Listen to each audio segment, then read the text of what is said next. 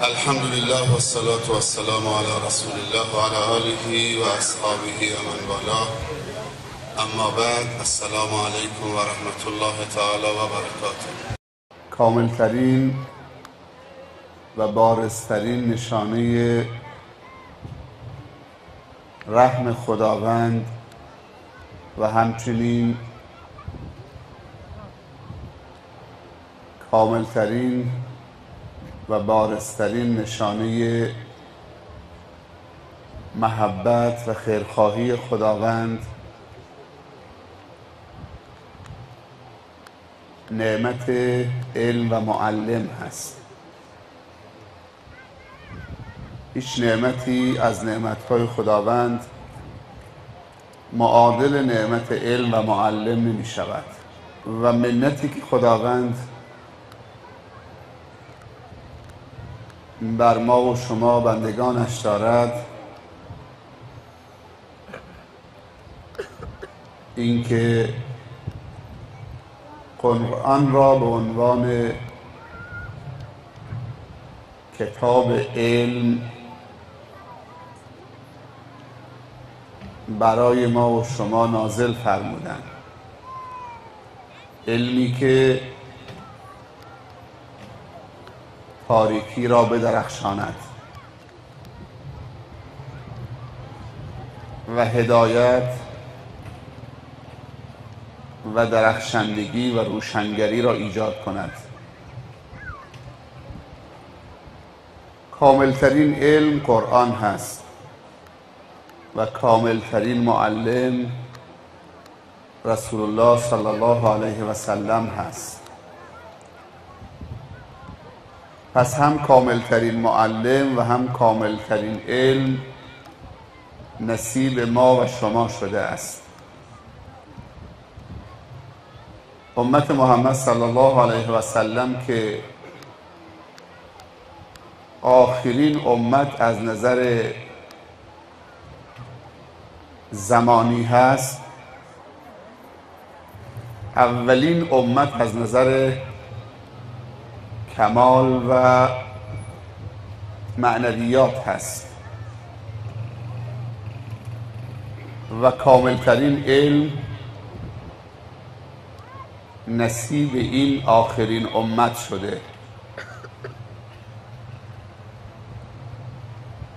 این امت امتیازات زیادی خداوند براش قائل شده. اگر این امت واقعا قدر فرصت‌هایی که خداوند برای ایشون منظور کرده بداند و از نعمت‌های خداوند بهترین استفاده را ببرد، برسد آدمی به جایی که به جز خدا نبیند، بنگر تا چه حد است مقام آدمیت. خداوند تبارک و تعالی پذیرفته که انسان جانشین خدا باشد، یعنی ما و شما خداوند قبول کرده که جانشینش باشیم و ما و شما را خلیفه خود معرفی کرده. اما ما و شما هم باید بپذیریم که جانشین خدا باشیم. خداوند پذیرفته و اعلام کرده در قرآن کریم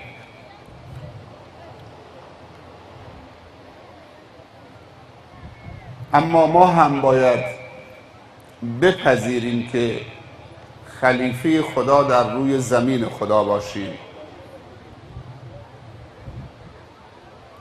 و پذیرش ما به این معناست که ما و شما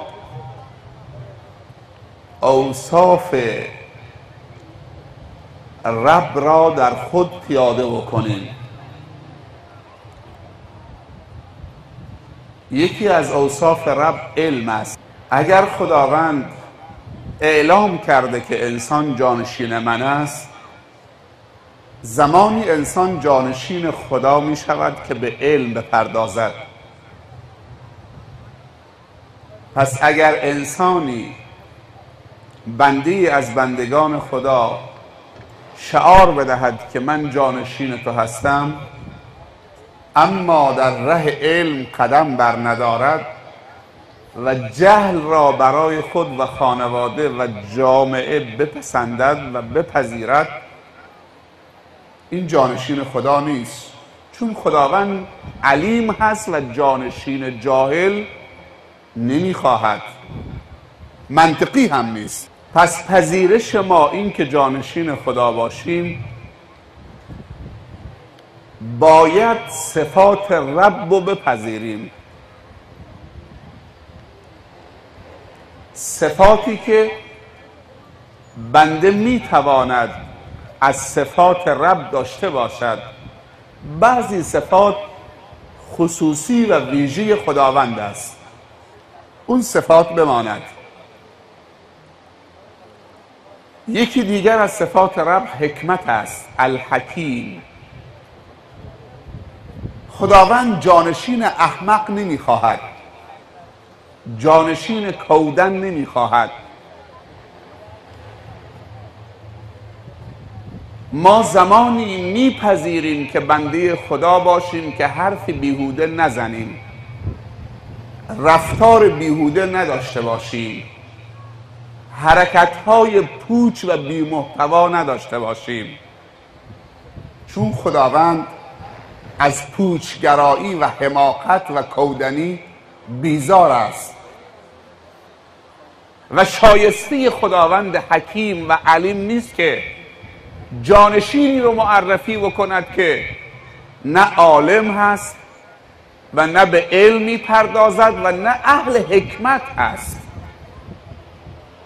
پناه به خدا، خداوند مبراست از چنین جانشینانی. خداوند کریم هست،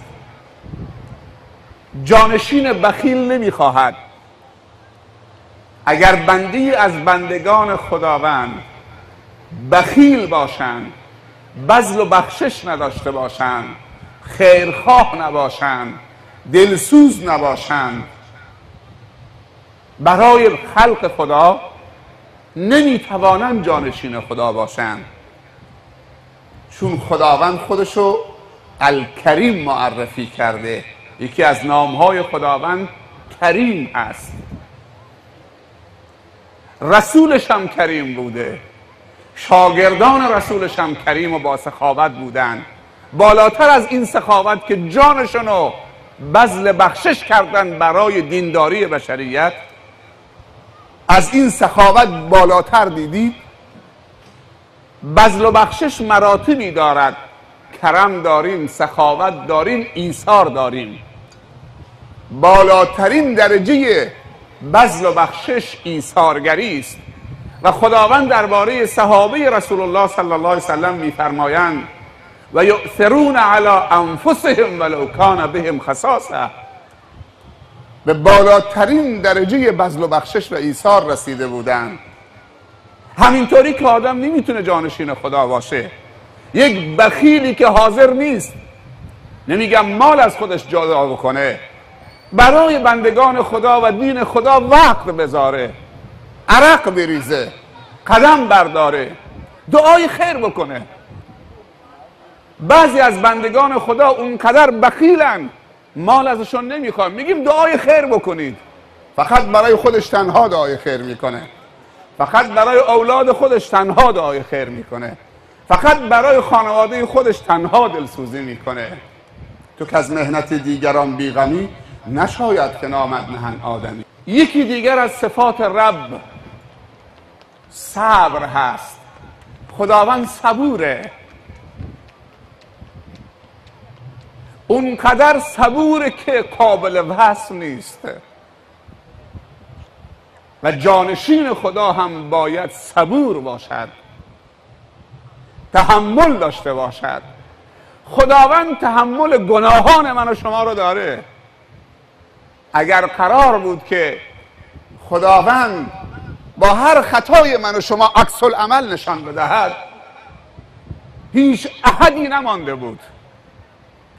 ولی خداوند گرچه ناراحت می شود ولی عکس العمل مباشرتا نشون نمی دهد، بلکه صبور، مجال میده، مهلت میده، فرصت میده، فرصت ها رو تکرار میکنه. و هو الذی جعل اللیل و النهار خلفة لمن اراد ان یذکر او اراد شکورا. تبارک الذی جعل فی السماء بروجا و جعل فیها سراجا و قمرا منیرا و هو الذی جعل اللیل و النهار خلفة لمن اراد ان یذکر او اراد شکورا. خداوند شب و روز، و این آیات در سوره فرقان هست، خداوند شب و روز رو در تعقیب هم قرار داده تا شب روز را بیاورد و روز شب را بیاورد.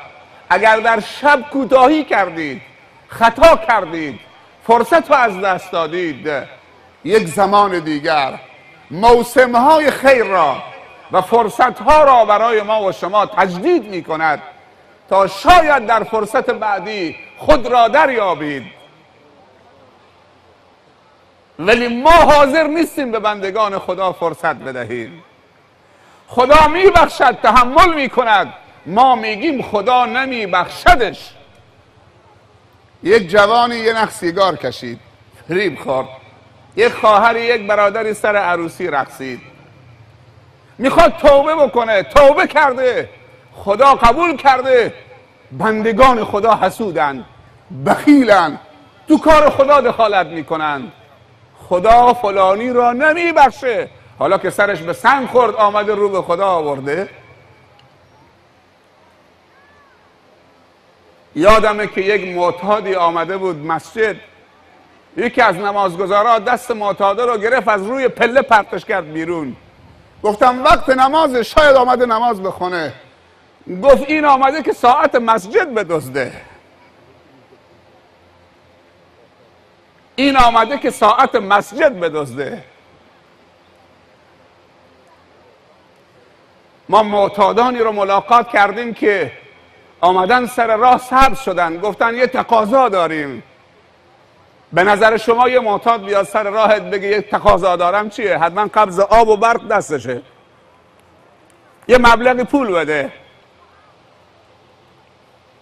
ولی معتاد داشتیم که آمده سر راه سبز شده، گفته یه خواهشی دارم. شاید ذهن ما از بس که منفی نگر هستیم بره رو این قضیه که حتما دوباره پول میخواد معتاده. ولی گفته التماس دعای خیر دارم، برای من دعا بکنید. شاید جامعه کوتاهی کرده که این معتاد شده، شاید خوبی رو بذل و بخشش نکردیم، بدکاران آمدن بدی رو بذل و بخشش کردن، در اختیار گذاشتن. شاید خوبی ها رو احتکار کردیم، خوبی ها رو از مردم دور کردیم، خوبی ها رو تو لابلای کتاب ها قفلش کردیم، تو گاف صندوق ها، تو صندوق ها، تو قفسه کتابخونه ها. خوبی رو در اختیار مردم نگذاشتیم. بدکاران آمدن بدی رو بذل و بخشش کردن. این عزیزی که زمینه خوب شدن را داشت، از ما گرفتنش به خاطر کوتاهکاری ما، به خاطر تقصیرات ما. بعد ما قضاوت هم دربارش میکنیم که فلانی بدکاره. یک عاملی سبب شده که طرف بدکار بشه. این جمع نشانه اینه که همه میخوان خوب بشن. این جمع و این حضور و این پذیرش از 5 تا جوان خوب که حاضر شدن عروسیشون رو یک جا برگزار بکنن و برای اولین بار من فکر میکنم در تاریخ بندر سیریک و بخش بیابان 5 نفر با هم بیان یک سنت حسنه رو پایگذاری بکنن، یک سنتی رو احیا بکنن و یک کار فرهنگی خوب ارائه بدهن. این جرقه امشب و این 5 تا داماد امشب از برنامه کناری بود شروع شد. از اونجا شروع شد. تو اتاق نشسته بودیم، حرف خیری زده شد. یکی گفت که فلانی گفته 1-2 هفته دیگه من میخوام داماد بشم، فلانی میرسه، یکی گفت 10 روز دیگه، یکی گفت 1 هفته دیگه. من به یوسف گفتم نمیشه اینا رو جمع کرد تو یک شب، نمیشه این 5-6 تا رو جمع کرد تو یک شب، یک کار فرهنگی رو انجام بدیم. یک مجلس، یک خرج، یک برنامه از هر نظر چه به صرفه یک محبت، یک الفت. نها که همه جمع شدن، فقیر و تاجر نشستن تو همون جمع، اونجا فقیر و تاجر نشسته، رئیس و مرئوس همه نشستن. جرقش از یک حرف خیر شروع شد، ولی حرف خیری که پشتکار داشت. رفتن باشون صحبت کردن. شاید بعضی عزیزان تصمیم هم داشتن مراسمشون طوری دیگه برگزار بکنن، چون رسم منطقه است. نمیفهمیدن که شاید گناه داره، ولی چقدر حرف شنون تا بهشون گفتن، همه رو کنار گذاشتن، گفتن ما شرکت میکنیم. طوری برنامه رو تنظیم کردن عقب و جلو. بالاخره امشب چنین همایش خداپسندانه‌ای که از هر طرف فرشتگان خدا سرازیرن برای احاطه برکت به این مجلس. اذا مررتم بریاض الجنة فارتعوا قالوا وما ریاض الجنة یا رسول الله قال حلق الذکر. رسول الله صلی الله علیه و سلم میفرمایند اگر گذرتون در دنیا به باغی از باغهای بهشت افتاد، خوب سیر بکنید خودتون رو، خوب بچرید، سر و بالا نیارید. گفتن که بوستان بهشت در روی زمین کجاست؟ گفت حلقه ها و مجالسی که و تجمعاتی که در اون ذکر و یاد خدا می شود. پس این بستانی از بساتین بهشت است. اینی که برادران تو اناشیدشون میخونن ما رفتیم باغ جنت به دیدن محمد، ما مصطفی ندیدیم، نام خوشش شنیدیم. منظور همین جلسه هاست. اگه نه محاله که انسان بره به باغ جنت مصطفی نباشه در بهشت. اون بهشت آخرت اگر رفتی اول مصطفی است. در دشت محشر اون کسی که غم بشریت داره و میگه یا رب امتی یا رب امتی، اون نمیتونه غیر از مصطفی صلی الله علیه وسلم باشه. ما رفتیم باغ جنت به دیدن محمد، به دیدن سنت محمد صلی الله علیه وسلم. در این بستان جنت سنت محمد صلی الله علیه وسلم به نمایش گذاشته شده. سنت ازدواج، طهارت، عفت. امشب جشن طهارت و عفت 10 تا از جوانا و نور چشمای عزیز ماست که وقتی این 10 نفر به عفت میرسن جامعه رشد میکنه. چون رسول الله صلی الله علیه وسلم فرمودن که هرچی آمار مجردا بیاد پایین و آمار متأهلین بره بالا، هرچی مجردا کمتر باشن و متأهلین بیشتر باشن با ازدواج، آمار جرم و جنایت کم میشه، میاد پایین و آمار طهارت و عفت و امنیت و ضریب امنیت و سلامت و سعادت میره بالا. بیشترین جرم و جنایت از جواناست یا از اونهایی که متأهلن و صاحب خانواده هستن. این کمبودهایی هست که اونها را وسوسه میکنه جرم و جنایت بکنن. ما باید کاری بکنیم که جوانای ما تأهل به خاطر خدا و ازدواج رو بپسندند، نه هرزگی و نه فحشا و نه خلاف و نه مفاسد اخلاقی. و این باید بزرگترا آستین همت رو بالا بزنن. شورا، امام جمعه، بزرگترا، ریش سفیدا، اونهایی که حرفشون در جامعه به زمین نمیزنن، اینها باید به هم برشینن، مشورت بکنن. باید یه فکری و راه حلی برای حفظ از جوانا که در حقیقت حفظ خودشونه و حفظ جامعه شونه. در جامعه اگر جوان حفظ شد، آینده اون جامعه حفظ است. نسل بعدی نسل قوی و محکم و استوار و دارای ریشه تربیت خواهد شد. باید این فکر توسط بزرگان قوم مطرح بشود و خودشون هم حمایت بکنند. پس نمیشه جانشین خدا شد مگر اینکه اوصاف رب را پذیرفت. اوصاف رب از علم و حکمت و رحمت و تو نمیتونه جانشین خدا باشی اگر سنگدل و خشن باشید، چون خدا ارحم الراحمینه.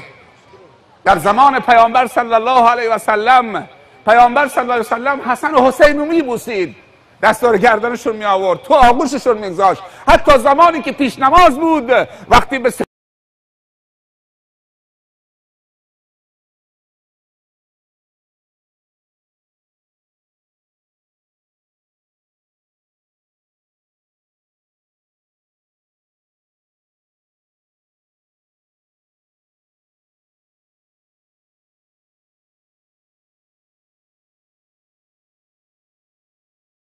جانشین خدا باشی اگر سنگدل و خشن باشید، چون خدا ارحم الراحمینه.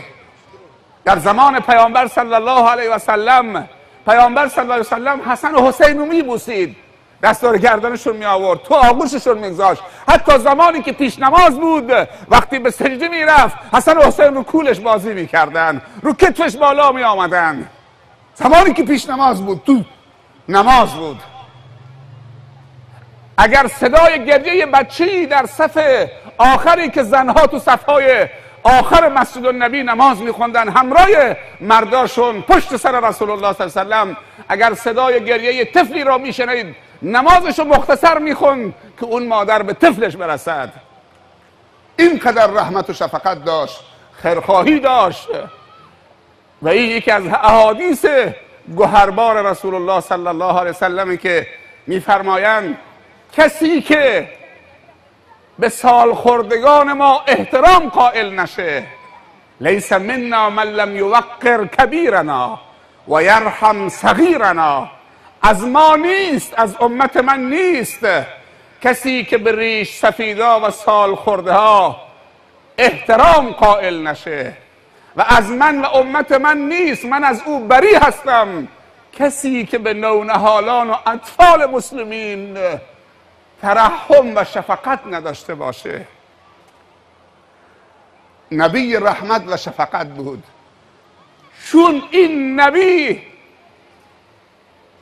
نماینده ربی بود که رحمتش از عذابش سبقت گرفته. ارحم الراحمین، الرحمن، الرحیم. و رحمت خدا 100 قسمته، یک قسمتش در دنیا بین کل خلائق و مخلوقات قرار داده، 99 قسمتش ذخیره کرده برای بندگان مطیعش در آخرت که چطوری اون 99 قسمتشو اونجا به نمایش بگذاره. بدوی صحرانشینی بود، دید که پیامبر صلی الله علیه وسلم چطوری این نوهاشو میبوسه، بوسه میزنه، نوازش میکنه. بعد طاقتش نداد و گفت یا رسول الله تو بچه های کوچیکو میبوسی؟ گفت بله چرا نبوسم؟ گفت ولی من 10 تا بچه بزرگ کردم یادم نیست وقتی یکی از اینها را بوسیده باشم. رسول الله پریشان شد، چه داره میگه این انسان؟ گفت اگر خدا رحمت و شفقت رو از دل تو بیرون کشیده من چه کارت کنم؟ من لا یرحم لا یرحم، کسی که رحم نکنه رحم نمیشه. یکی از صفات مؤمنینی که جانشین خدان باید تراحم باشه. مثل المؤمنین فی توادهم و تراحمهم و تعاطفهم که مثل الجسد الواحد اذا اشتکا منه عضو تداعی له سایر الجسد بالسهر والحمى. بنی آدم اعضای یک دیگرن که در آفرینش ز یک پیکرن، که عضوی به درد آورد روزگار دیگر عضوها را نماند قرار. جوانای ما که رو سنگ و گل نشستن برای شنیدن کلام خدا، این همه تواضع دارن، نباید رحمشون بکنیم؟ نباید رو سرمون بذاریمشون. ما ملاها عادت کردیم مردم دستمون ببوسن، اگه یکی دستمون نبوسید به من بر میخوره و حاضر نیستیم دستمون هم بکشیم. اینها نباید بر پیشانشون بوسه بزنیم. اینا امید ما هستن و زینت دنیا و آخرت ما هستن. همین جوانای خوب، فرزند صالح گلی از گلهای بهشته، غیر از این نمیشه تعبیر کرد. فرزند صالح واقعا گلی از گلهای بهشته. حالا این گل غنچه هست، حاضریم با همدیگه شکوفا بخوریم تا معطر بشه؟ شکوفا کردن گلهای غنچه چطوریه؟ شکوفا کردن گلهای غنچه بستان محمد صلی الله علیه وسلم چطوری شکوفا بشن؟ انگیزه ایمان، انگیزه اخلاق، انگیزه طهارت، انگیزه حجاب، انگیزه علم، انگیزه دین، انگیزه خوبی در اونها ایجاد بکنی. این گلها الان غنچه ان، شاید رنگ دارن ولی بو ندارن.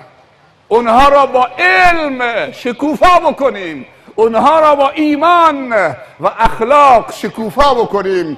هم رنگ دارن، هم معطر و خوشبو میشوند و فضا را عطرآگین میکنن. از این جمع اگر یکی از بچه ها بره تحصیلات عالی تا دکترا بخونه، از اون طرف هم بره دنبال حفظ قرآن و فهم قرآن و تفسیر قرآن و تبلیغ دین، چه می شود؟ کسی می تواند جانشین خدا باشد که رحیم باشد، صبور باشد، حکیم باشد، علیم باشد، خیرخواه باشد، مهربان باشد، ستار باشد، ای پوشی بکند، مثل زنبور عسل باشد. اگر دنیا پر از نجاست باشد، فقط یک شاخه گل باشد، رو همون یک شاخه می نشیند.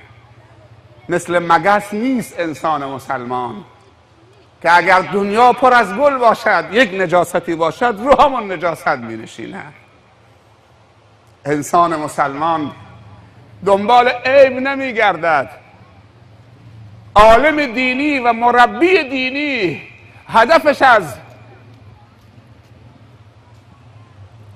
دقت در جامعه و امر به معروف و نهی از منکر سر مچ گرفتن نیست. تو بحث مدیریت، اونایی که رشته مدیریت خوندن، تو بحث مدیریت یک مبحثی هست به اسم کنترل و نظارت. کنترل و نظارت به این معنی نیست که مدیر و مسئول دنبال نقطه ضعف زیر مجموعه خودش بچرخد تا نقطه ضعفی دید سر مچش بگیرد و آبروش ببرد. دیدی گرفتمت، دستگیرت کردم، حالا برملا بکند. پس خدا و فرشتگان خدا شب و روز سر مچ ما را میگیرن.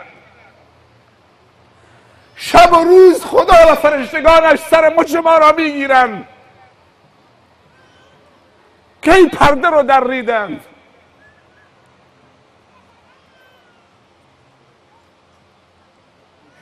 هدف از بحث کنترل و نظارت این که مواظب هم باشیم، این که اصلاح بکنیم همدیگر رو، نه این که سر مچ بگیرید.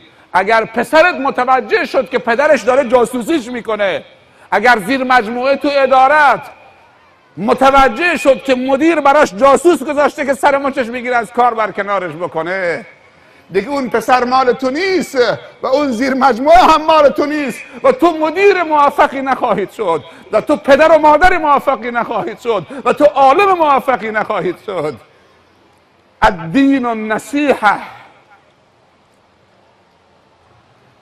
این بیش میگن مدیریت. الدین النصیحه، دین یعنی تناصح. حضرت علی رضی الله عنه میفرمایند خیری در ما نیست. کی داره میگه؟ حضرت علی رضی الله عنه میگه خیری در ما نیست اگر این کلمه رو به هم دیگه نگیم. کدوم کلمه؟ اتق الله.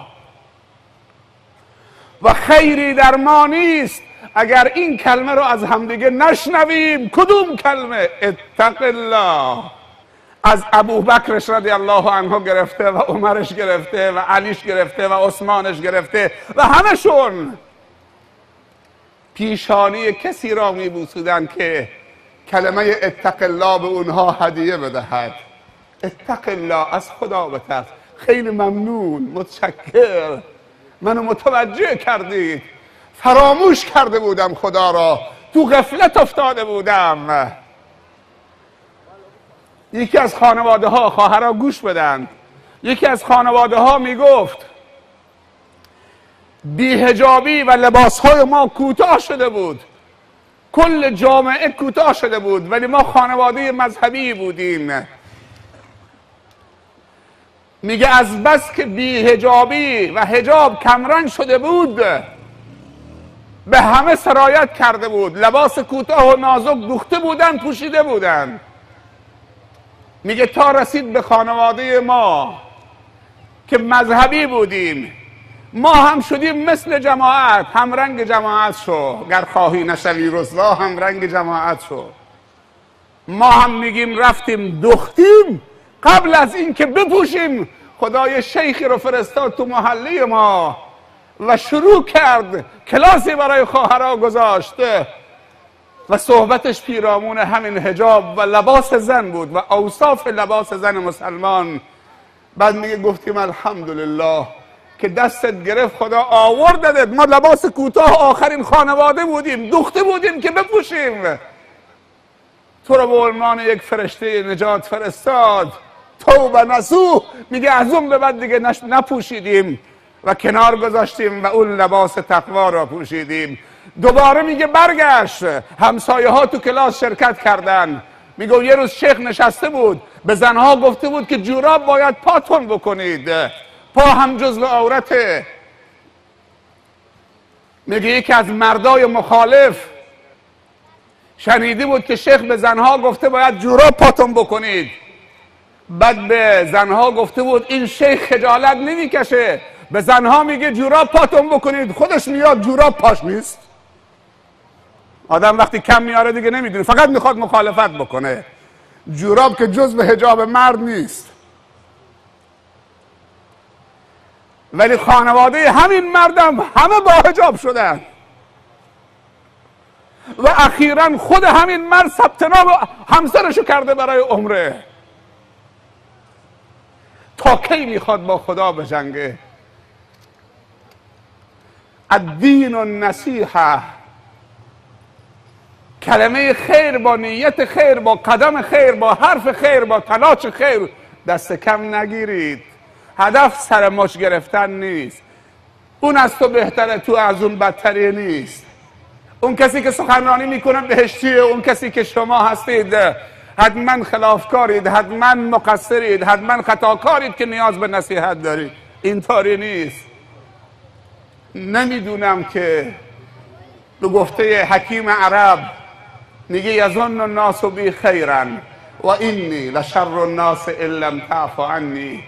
ترجمهش چیه؟ میگه همه مردم نظر خیر به من دارن، اما خدایا من بدترین مردمم اگر تو به من رحم نکنید. خدا باید به آدم رحم بکنه، رحم خدا باید طلبید. اگر تشنمون شد آب خنک میطلبیم، شربت میطلبیم تا خنک بشیم. رحم خدا رو باید طلبید. تشنگی به دست نداده؟ احساس کمبود نکردید؟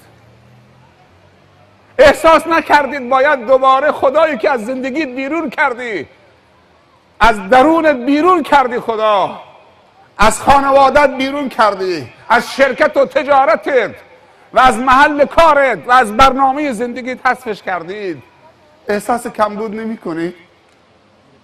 این احساس کمبود به دست نداده که دوباره باید خدا رو بر بگردونید؟ و خداوند منتظر یک اشاره است. در روایات آمده که خداوند 1/3 مانده به آخر شب میاد به آسمان دنیا. ینزل ربکم الی السماء الدنیا فی الثلث الاخیر من اللیل. میاد نزدیک میشه.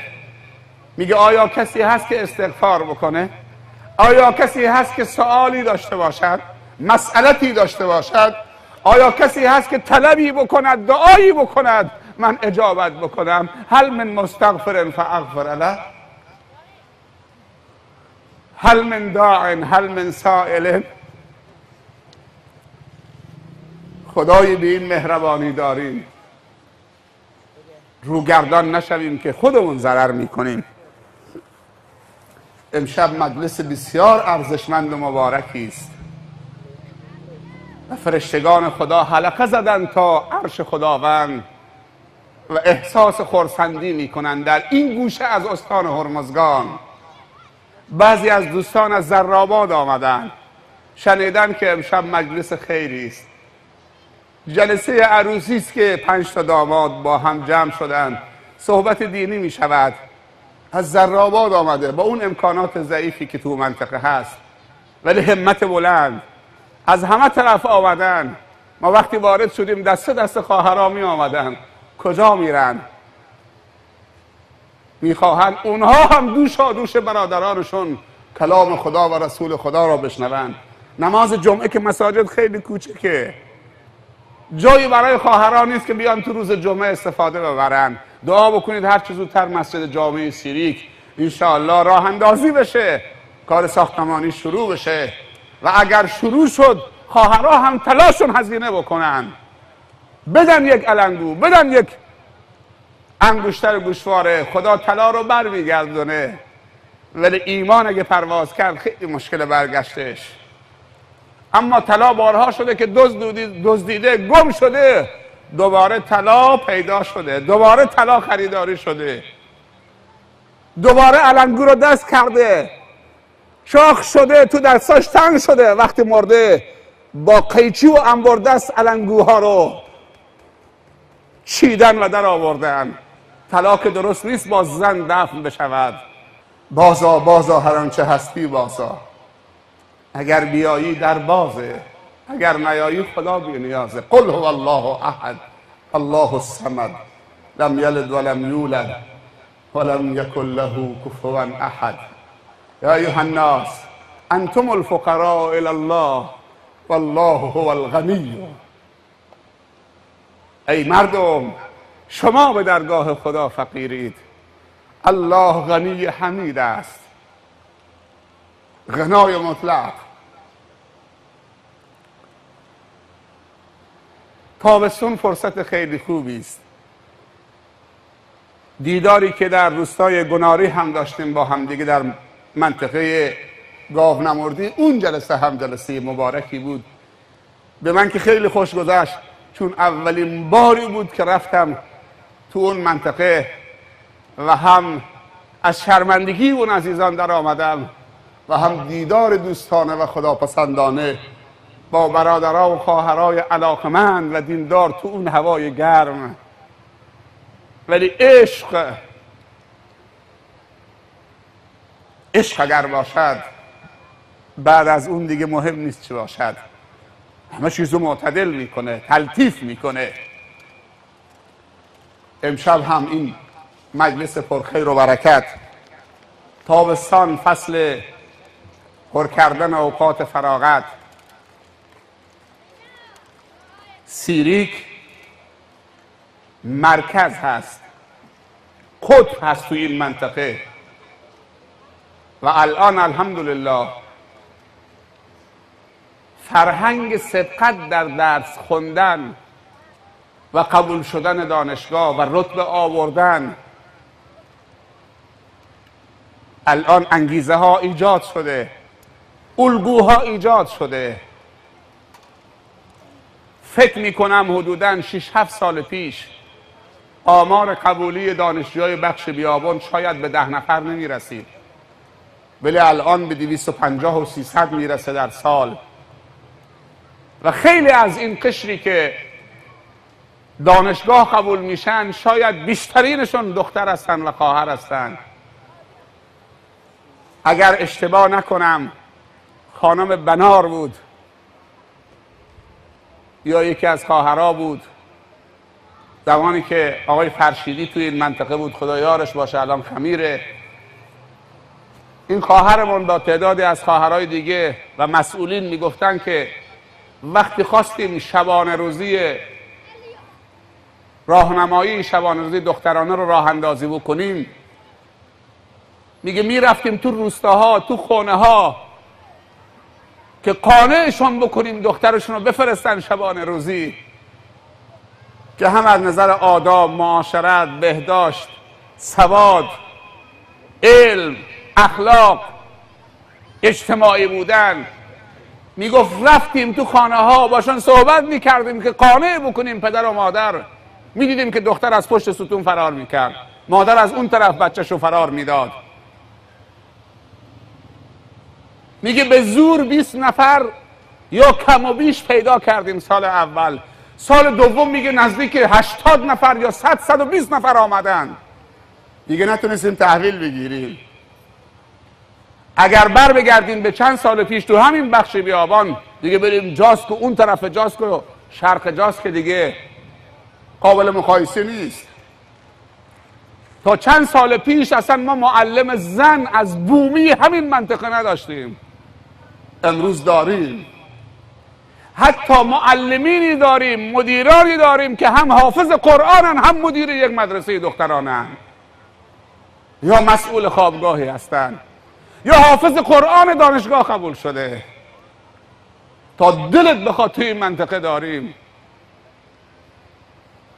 پس زمینه الحمدلله فراهم شده. از اون طرف مدرسه دینی، جناب آقای اسماعیلی میگفت، شیخ اسماعیلی میگفت یه تقدیر و تشکر بکن از مردم. میگو امسال تابستون کلاس هایی که برای دبیرستانی ها گذاشتیم تو حوزه، تو مدرسه دینی، امسال خیلی استقبال، 80 نفر میگفتید دیگه، به اضافه خواهرها، که قرار شده انشالله چه اگر بتونن هر سال این 2 ماه مدرسه رو فعال بکنن. مدرسه دینی شیخ زیایی که 4 سال پیش توسط خالاشه، خواهرها خالاشه رو میشناسن، مادر خیلی از دخترای شماست، دختراتون رو تحویل دادید از همین گروک و از همین سیریک و از همین منطقه، و با 40 نفر تو مدرسه شیخ زیایی از دخترانه شروع کرد تابستون، دختران دبیرستانی. ظرف 5 سال یا 4 سال امسال تعدادشون به 300 نفر رسیده، به اضافه برادرها. اون فقط از خواهرها شروع کرد 4 سال پیش، 5 سال پیش. امسال رسیده تعدادشون، سال گذشته 215 نفر بودن، حدوداً 50 تا برادر، ولی امسال رسیده تعدادشون به 300 نفر. 100 نفر هم دیگه پذیرش نشدن حتما. آمار مکتبخانه ها که تو مراسم قبلی دادم که چقدر رشد بوده، چقدر مردم این منطقه بچه هاشونو به طرف مکتبخانه میفرستن. فقط تو بخش بیابان نزدیک 3000 دانش آموز تو مکتبخانه ها شرکت کرده. 3000 دانش آموز از بزرگ و کوچک، پیر و جوان، همه شرکت کردن. آمار جاسک هم 4000 نفر. برو کلگرم و کرگن و کلاهی و مینا و همطور برو. باید این رشد باشد. اگر ما خواهان رشد و توانمندی در جامعه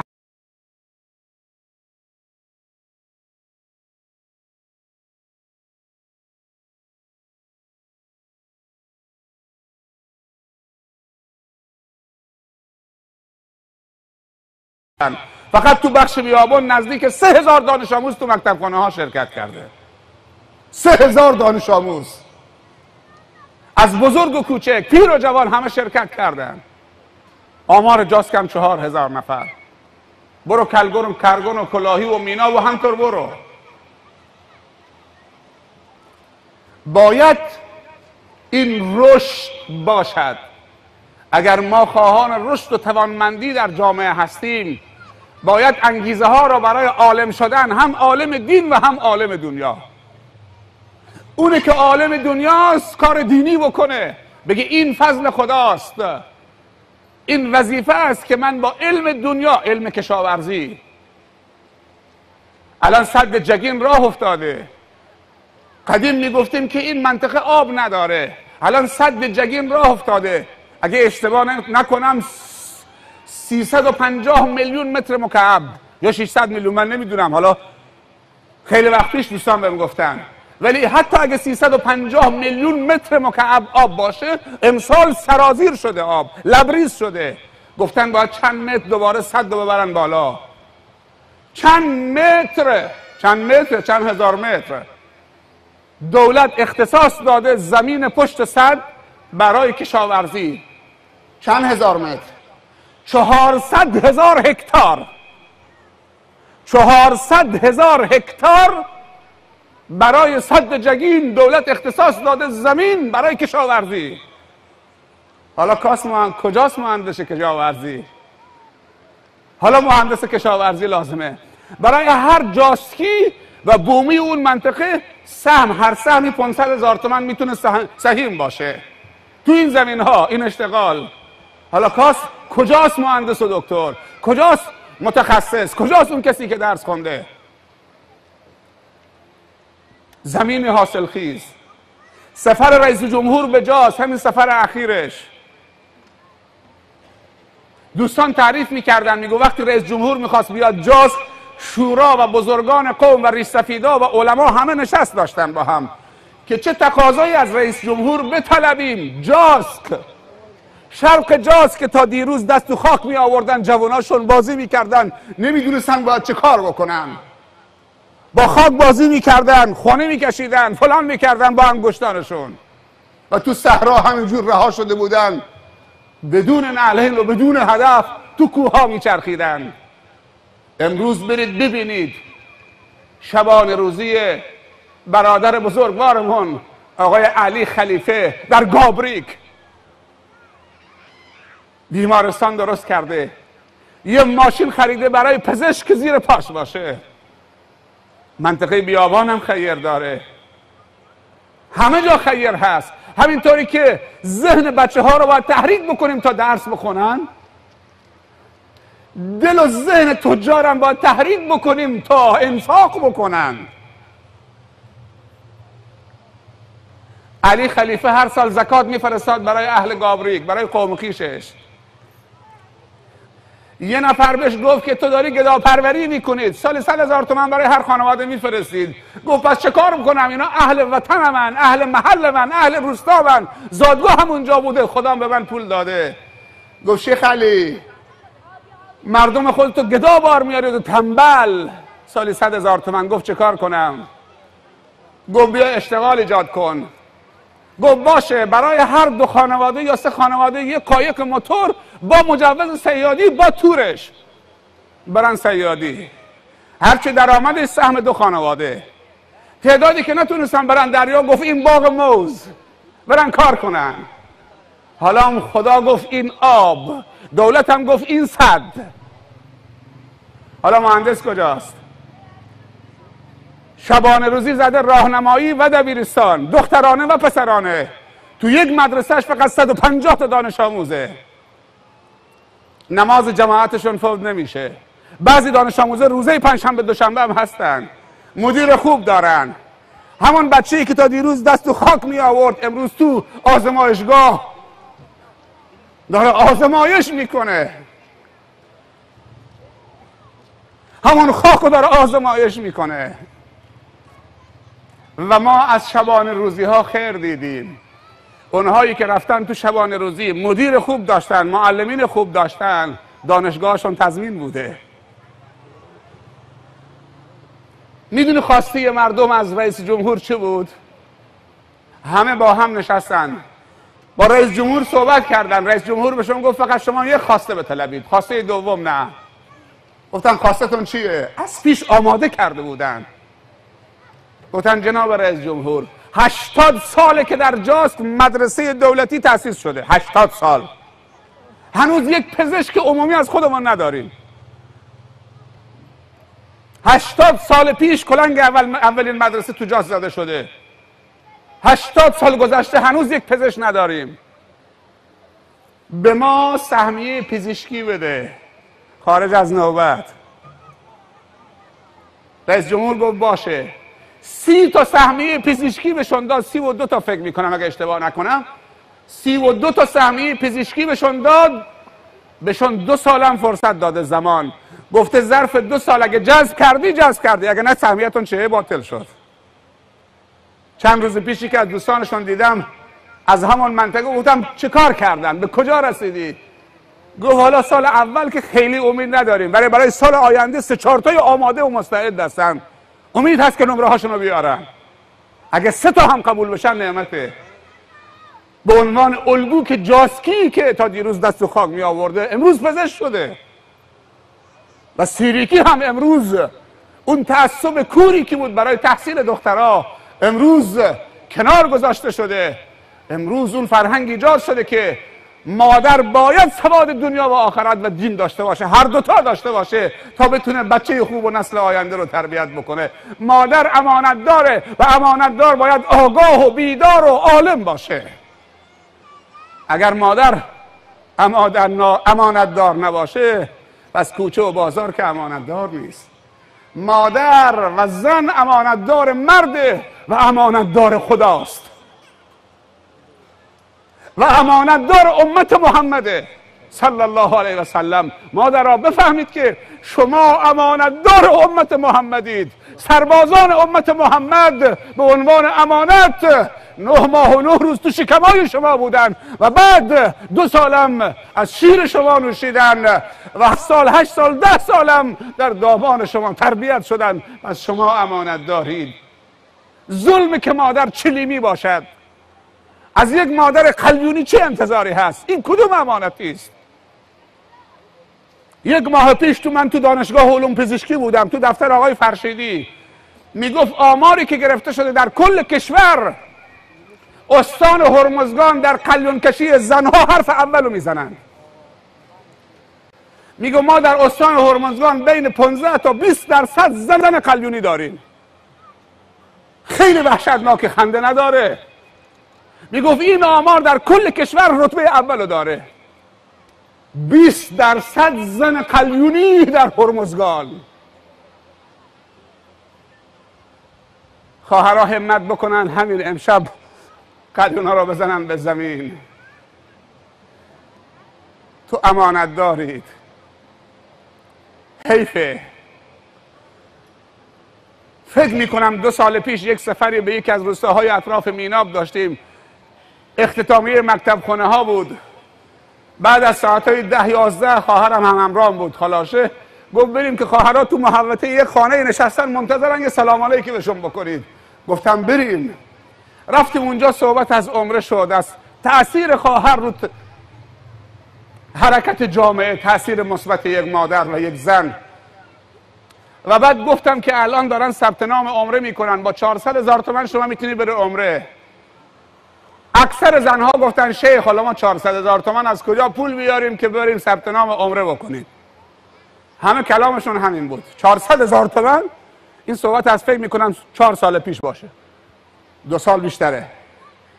گفت ما 400,000 تومان نداریم شیخ که بریم ثبت نام عمره بکنیم خانه خدا رو ببینیم. گفتم ندارید؟ من ثابت میکنم که شما دارید، ولی شما راست بگید به من. گفتم تو این جمعی که 100 نفرید زن قلیونی داریم؟ کسی هست که چلیم بکشه، قلیون بکشه؟ از پیرزنش تا جوانش همه خندیدن. گفتم بله چلیم همه میکشن. حساب کردیم روز 3 وعده اگر قلیون بکشه پول زغالش چقدر میشه، پول نفتش و کبریتش و تنباکوش. درسته؟ روز 3 وعده چقدر هزینهش میشه، غیر از قلیونش و قلم قلیونش و نمیدونم سر قلیونش و این مسائلش رو بماند.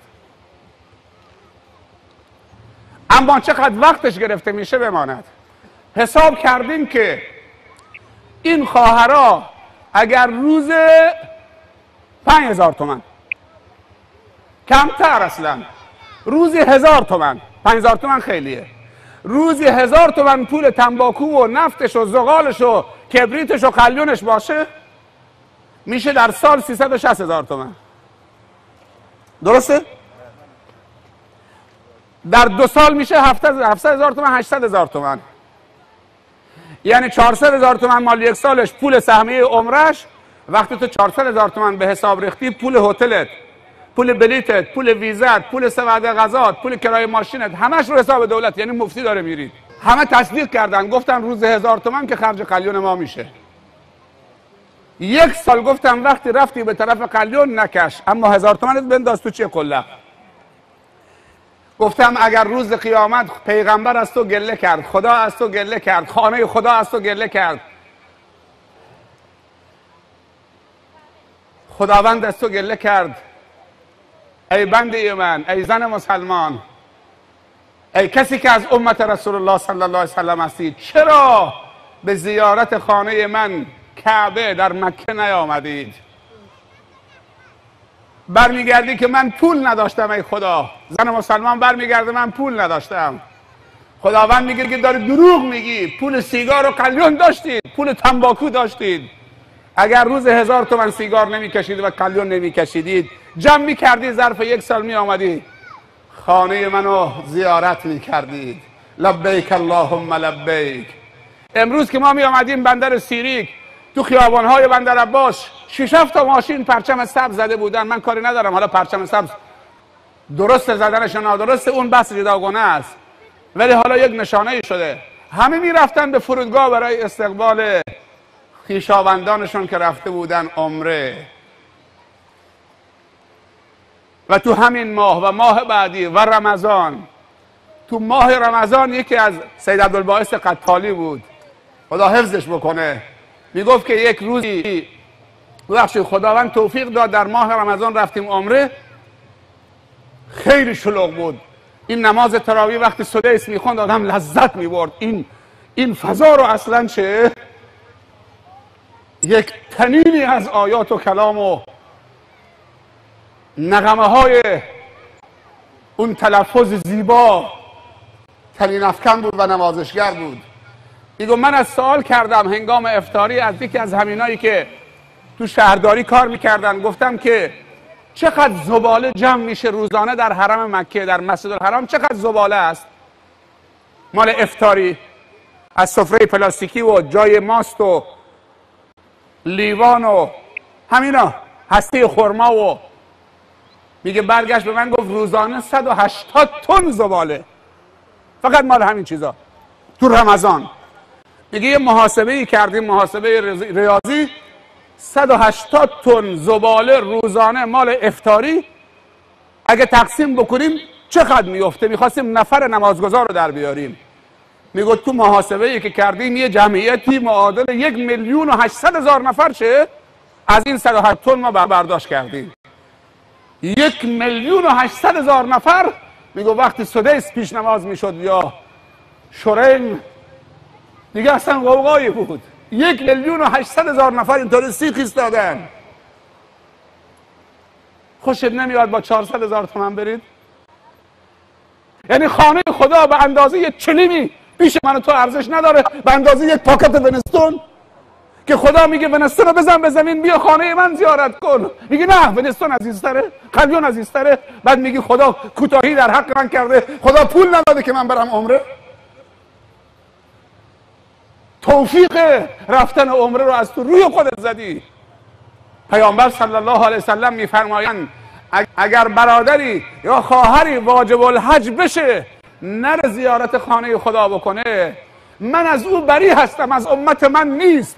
دوست داره مسیحی بمیره، دوست داره مجوسی بمیره، دوست داره یهودی بمیره، اون از امت من نیست. کسی که واجب الحج و العمره باشه نره سهل انگاری بکنه. شاید یک برادری و یک پدری سوال بکنه من 4 تا پسر جوان و دختر جوان دارم که دم بختن خرج عروسیشون سنگینه، پول دارم برای رفتن به حج، برم حج یا بچه هامو از شهوت جهنم شهوت نجات بدم؟ این یک سوال منطقی و معقوله. ولی پسرها همه داماد شدن، دخترها همه عروس شدن، خودش مانده با پیرزنش، دنیای پول و سرمایه، یه لنج به 2 تا لنج، 2 تا لنج به 3 تا لنج. باز خدا ازش برگشته. پس درس، علم. چند روز پیش آقای آرامی با اعضای شورای شهر بندر عباس، شهردار کل با شهردار جز با شورا آمده بودن سورو. من سوال کردم که وظیفه شهرداری چیه؟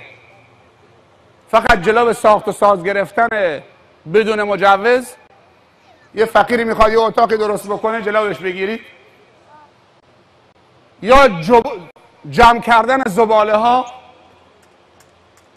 وظیفه شهرداری فقط زباله جمع بکنه؟ شهردار برگشت گفت نه. گفتم پس چرا وظیفه شهرداری رو به مردم نمیگی تو صدا سیما، تو رسانه ها، که شهرداری چقدر دستش باشه؟ شهردار یعنی کسی که به عمران و آبادی شهر میپردازه. با کیسه زباله جمع کردن که جامعه به عمران و آبادی نمیرسه. تو فرهنگ ایجاد بکن. حتی شهرداری و شورای شهر بودجه‌ای داره برای پر کردن اوقات فراغت. شما میدونستید؟ نه آموزش و پرورشو، بودجه‌ای داره برای پر کردن اوقات فراغت. آموزش و پرورشش بودجه‌ای داره برای پر کردن اوقات فراغت تابستون. مدرسه هم در اختیار میذاره با کل رشتش. فقط باید گزارش بدی، حقوق معلمین هم میده. معاونت پیشگیری بهزیستی از آسیب‌های اجتماعی بودجه‌ای داره برای پیشگیری از اعتیاد. کارهای فرهنگی و ورزشی و هنری کردن اوقات فراغت. بسیج داره، سپاه داره، سازمان تبلیغات داره، همه دارن. هر کدوم که دستتون بهشون میرسه خب بگیرید. اگر شما نگرفتید، الان دارم میبینم که یه تعدادی کاسه دستشونه دوباره میان برای گدایی. اگه امرو نیان فردا میان. کاسه میدونید منظورم چیه؟ کاسه دستشون الان میان، کاسه هاشون رو پر میکنن بعد میرن. 4 سال دیگه میان سراغتون. باور بکنید. هوشیار باشید، عاقل باشید. نمایندگی که میخواد بره مجلس فالوده به مردم میده، رأی میاره، این چه کار میخواد بکنه؟ ما دیدیم تو بندر عباس که از تو خیابانا رد میشدیم، خیلی شلوغه. اینجا چه خبره؟ اینجا دارن فالوده و بستنی رو حساب فلان نماینده دارن مفتی میدن. یه دست لباس ورزشی تو روستا میده 40,000 تومان، 800 تا 500 تا 400 تا رأی میگیره. دیگه میره 4 سال بعد میاد سراغشون. وقتی میخواد رأی بگیره براش گاو و گوسفند و گوساله و کباب بره میدن. وقتی هم که رأی آورد براش جشن میگیرن، دوباره کباب بهش میدن. چه خدمتی به مردم کرد؟ تا الان کدوم نمایندگی برای شما درست کار کرده؟ ولی عوارض منفیش تا 4 سال دیگه مونده. طایفه ها از هم زده شدن.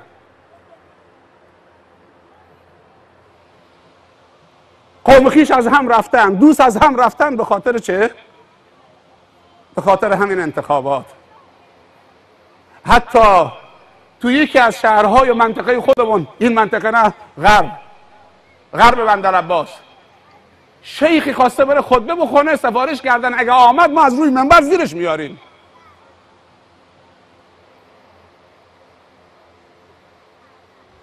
چرا دخالت کرده تو انتخابات؟ دیگه ما چند تا شیخ داریم تو استان؟ تو جنوب خودمون چند تا عالمی داریم که واقعا به درد جامعه میخورن. چند تا عالم داریم، باور بکنید به اندازه انگشتای دستمونه. حالا ما به خاطر انتخابات و سیاستی که نه پدر داره نه مادر داره و چارچوبش مشخص نیست، بیایم علمای خودمون، شخصیت خودمون، طایفه خودمون، صله ارحاممون،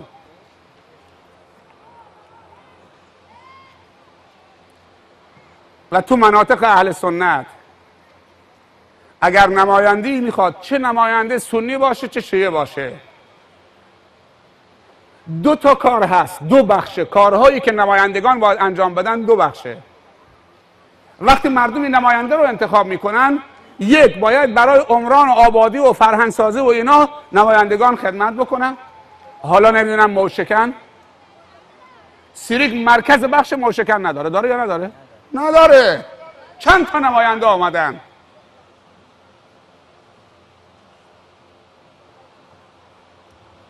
کرگون با اون عظمتش، این روستای گرو بزرگترین روستا تو این منطقه است. شاید یکی از بزرگترین روستا از نظر جمعیتی، از نظر استان ماست. نزدیک 6000 نفر جمعیتشه. روستای 6000 نفری دیدید تو استان؟ یا رو که نماینده چه کار کرده؟ نمایندگان دو تا وظیفه دارن. یکی اگر از رأی اقلیت ها استفاده بکنن باید منافع مذهبی اقلیت ها رو دنبال بکنن. وقتی اهل سنت از یک نماینده حمایت میکنه معنیش این نیست که برای ما پارک بیاره، برای ما دانشگاه آزاد بیاره، برای ما موشکن درست بکنه. او هر نماینده‌ای اون حق شهروندیه. ولی وقتی نماینده اهل سنت به عنوان اهل سنت ازش حمایت میکنن باید مسائل مذهبی ما، مدارس دینی ما، طلاب ما، ائمه جمعه ما، امتیازاتی که هست، کتاب‌های ما و مسائل مذهبی ما باید چه؟ اون نمایندگان برن تو مجلس، چون یک قشر خاص به اسم اهل سنت به اونها رأی دادن. پارک هر نمایندی از هر کجا باشه دنبال پارک هست، دنبال آسفالت هست، دنبال راه هست، دنبال آب هست، دنبال برق و مخابرات و تلفن هست. پس چرا اهل سنت حمایت کردن؟ که آب و برق و تلفن بیاره؟ نه، که خود مردم درگیر نشن با دولت و تنش ایجاد نکنن و خودشون نریزن تو خیابان، بلکه نماینده دارن از مسائل مذهبیشون هم دفاع میکنه، به گوش دولت و نظام میرسونه. همه دست به دست هم بدید. تو این انتخابات یک وزنه باشید، دوگانه نباشید که ضعیف میشید. یک وزنه باشید، شروطتون بنویسید اینه. ما دیگه فهمیدیم بالاخره 27 سال فقط وعده. حالا دیگه ما این شروطمونه، تعهد و امضاشون بگیرید تا بعد به ما بگن آقا ما خواستیم انجام بدیم نتونستیم، بگیم خیلی ممنون، حداقل تلاش کردید. باور بکنید نماینده میخواست کاندید همین منطقه بشه، قبل از انتخابات 100 بار با 100 نفر با 100 تا کانال با من تماس گرفت، ولی الان 4 سال هنوز یک بار زنگ نزده. 4 سال هنوز یک بار زنگ نزده. 4 سال هنوز یک بار زنگ نزده، ولی میدونم که یک هفته دیگه زنگ میزنه. منتظرش هم هستم، منتظر خیلی ها هستم، ولی قبل از 4 سال 100 بار از 100 کانالی که میدونستن با من و امثال من ارتباط دارن تماس میگرفت، وقت میخواست، میآمد، هر کجا که باشه. عزیزم دیدن باقر همون بود. اینم هوشیار باشید، جمع خوبیه و چنین جلسه ای معنوی خیلی برای شکارچی ها، اگه اسمشون بذاریم شکارچی، خیلی فرصت مناسبی بود که بیان حداقل اینجا بنشینن. سخنرانی هم بهشون ندارم، فقط بیان ببینن. ولی اینجا مجلس معنوی است، اجازه نمیدیم که بهره برداری دیگه بشه. مردم هم باید هوشیار باشن. خب جا داره من تبریک و تهنیت عرض بکنم به این 5 تا عزیزمون، اسمشون رو میخونم که سبب این مجلس و این خیر و برکت امشب برای ما شدن. دامادای عزیز و نور چشمامون، یک محمد آتین و همسر محترمشون سرکار آذر خانم، ببخشید آذر بنیاد، درسته؟ پس داماد جلسه برادر عزیزمون محمد آتین، همسر محترمشان سرکار خانم آذر بنیاد. اجماعاً یک صلوات محمدی قرار خط بفرمایید. دوم حسن چهارشنبه زاده، داماد دوم این عزیزمون و سرکار خانم سرتکزاده، این هم یک صلوات محمدی خط بفرمایید. سوم برادر عزیزمون موسی چهارشنبه زاده و سرکار خانم چهارشنبه زاده، این هم یک صلوات محمدی براشون خط بفرمایید. پنجم برادر عزیزمون احمد محمد عیسی زاده و سرکار خانم چهارشنبه زاده، بازم اجماعاً یک صلوات محمدی خط بفرمایید. این 5 تا دامادی که بالاخره چه امشب شما را مهمانی کردن بر سفره خداوندی و سبب این خیر و برکت و این همه محبت و الفت و صفا و صمیمیت شدن. 4 تا خوندم، 5 تا خوندم، 2 تا دیگه هست اینجاست. 1 2 3 4 تعداد ماشاءالله زیاده، بالاخره از قلم میفته. حالا دیگه شما نگی ما هم هستیم، ما این 5 نفر اینجا نشستن دوستان، شما دیگه نگی ما هم هستیم اسم ما نخوندید. محمد کجاست؟ محمد چهارشنبه زاده، درسته؟ برادر عزیزمون محمد چهارشنبه زاده، بله مقابلش نوشته همسر محترمشون سرکار آذرخش. اجماعاً صلوات محمدی خرد بفرمایید. 2 تا دیگه هست، یکی سبقت گرفته یکی تو نوبته. اونا هم قرار بود که جزء همین برنامه بشن، حالا یه معذوریتی پیش آمد چون که بعضی موقع دست خود آدم نیست. دیگه یه معذوریتی شد که یکی بین عصر تا مغرب کارش تمام شده، خیلی هم ساده برگزار کرد، جز همین 6 نفر بوده. برادرمان فلکناز عیسی زاده اگه آمده بود اینجا نشسته بودم خیلی افتخار می‌کردیم بهش. حالا تو همین جمع هست احتمالاً. و سرکار خانم همسر محترمشون سرکار خانم آبشناس، اونم براشون یه صلوات بفرستید.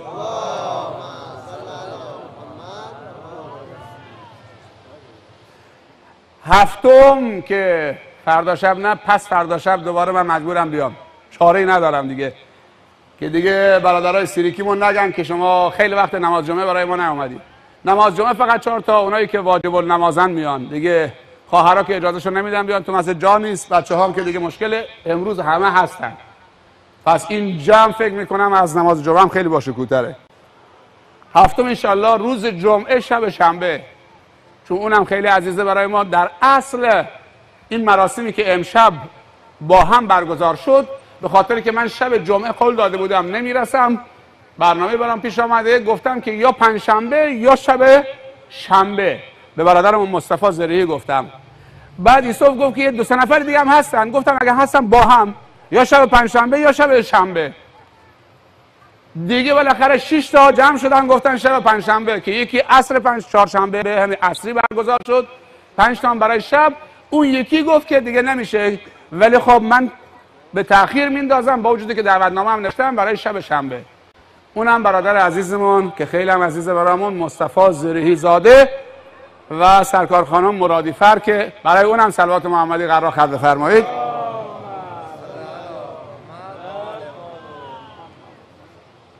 برای هر 6 نفرشون 7 نفرشون و 7 تا همسران محترمشون و 7 تا و 12 تا طایفه و همه دوستان و علاقمندان، برای همه مبارک و مبارک و مبارک باشد. بگید آمین.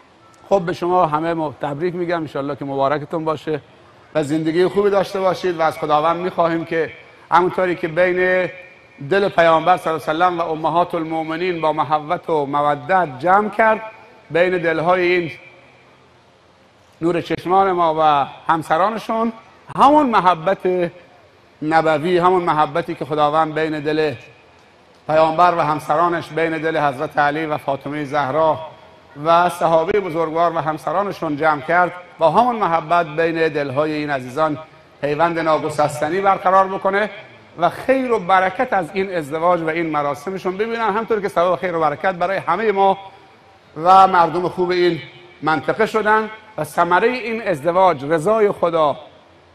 رضای خدا، طهارت و عفت و اولاد سالم و صالح و مصلح خداوند نصیبشون بکنه و خداوند همه ما و شما با برکت این جمع به هدایت کامل برساند. بگید آمین. و در همه کارها خاتمه به خیر بشویم.